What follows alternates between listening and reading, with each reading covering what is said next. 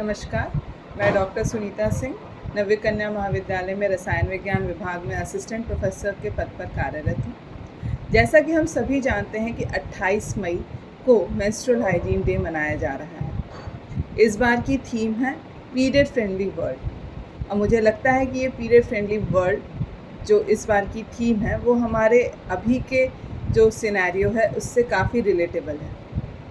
मेरे लिए period friendly world होने के लिए 2-3 चीज़ें अगर वो पूरी हो पाती हैं तो ज़रूर हम ये कह सकते हैं कि अब हमारा जो आसपास का जो हमारी आसपास की कम्युनिटी है वहाँ पे पीरियड फ्रेंडली वर्ल्ड माहौल है। सबसे पहले मुझे लगता है मेंस्ट्रुएशन, पीरियड्स, मेंस्ट्रुअल हाइजीन के बारे में हमें लोगों को ज़्यादा से ज़्यादा जागरूक करने की ज़रूरत है और ये जागरूकता केवल लड़कियों तक ही सीमित नहीं होनी चाहिए। हमें पता है कि पुरुष वर्ग अभी भी काफ़ी उन रूढ़िवादी विचारों से ग्रसित हैं।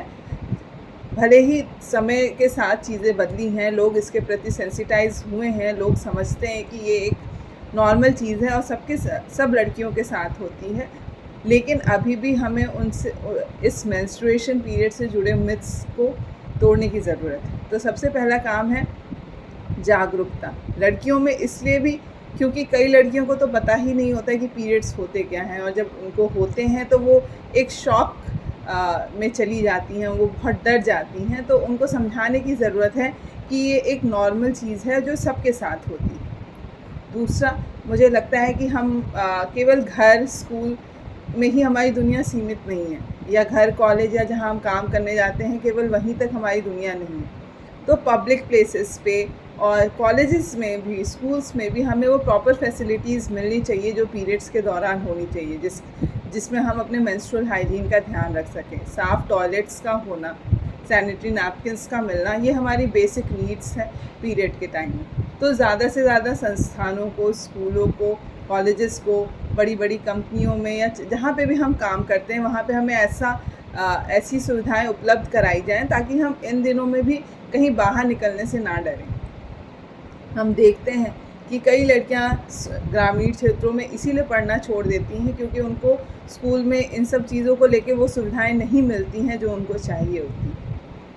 तीसरा, मुझे लगता है कि हमें जितने भी हमारे पॉलिसी मेकर्स हैं उनको थोड़ा मेंस्ट्रुअल प्रोडक्ट्स के कॉस्ट कटिंग पर ध्यान देना चाहिए क्योंकि ये प्रोडक्ट्स अभी भी महंगे हैं और वो सब परिवार उसे उतना एक्सेस नहीं कर पाते हैं। और चौथा, हम बात करें पीरियड फ्रेंडली वर्ल्ड में तो इसमें हम अपने पर्यावरण को पीछे नहीं छोड़ सकते। हम जानते हैं कि ये सैनिटरी नैपकिन्स का लंबा यूज़ हो या उसका डिस्पोज़ करना हो तो उससे हमारे पर्यावरण को नुकसान होता है। तो हमें, जैसे हम हर चीज़ का अल्टरनेटिव ढूंढ रहे हैं, तो हमें नैपकिन्स का भी अल्टरनेटिव ढूंढना चाहिए जहाँ पे हम सस्टेनेबिलिटी की बात करते हैं, जहाँ पे हम सस्टेनेबल प्रोडक्ट की बात करते हैं। तो हम ऐसे प्रोडक्ट बनाएं जो बायोडिग्रेडेबल हों और हमारे पर्यावरण को कम से कम नुकसान पहुँचाएँ। और सबसे इम्पॉर्टेंट रोल अगर कोई प्ले करता है तो वो हमारी सोसाइटी और हमारा समाज है। हमें लगता है कि उन्हें अपनी महिलाओं, अपनी लड़कियों के लिए ऐसा एक सपोर्टिव माहौल देने की ज़रूरत है जहाँ पर हर लड़की, हर महिला इसके बारे में बात करने के पहले 100 बार ये ना सोचे कि लोग क्या कहेंगे। उसे ये लगे कि अच्छा, ये सामने वाला उस चीज़ को, हमारी चीज़ों को समझ रहा है, क्योंकि हमें पता है कि पीरियड्स की सबकी कहानी अलग अलग है। किसी की बहुत नॉर्मल है, किसी की थोड़ी कष्टकारी है, लेकिन है सबके पास। तो उस सपोर्टिव माहौल में वो इन सब चीज़ों पे बात कर सकती है, अपनी बात रख सकती है। तो मुझे लगता है अगर इन सारी चीज़ों को अगर हम फॉलो कर पाए तो हम एक पीरियड फ्रेंडली वर्ल्ड अपनी लड़कियों को, अपनी महिलाओं को दे पाएंगे। धन्यवाद।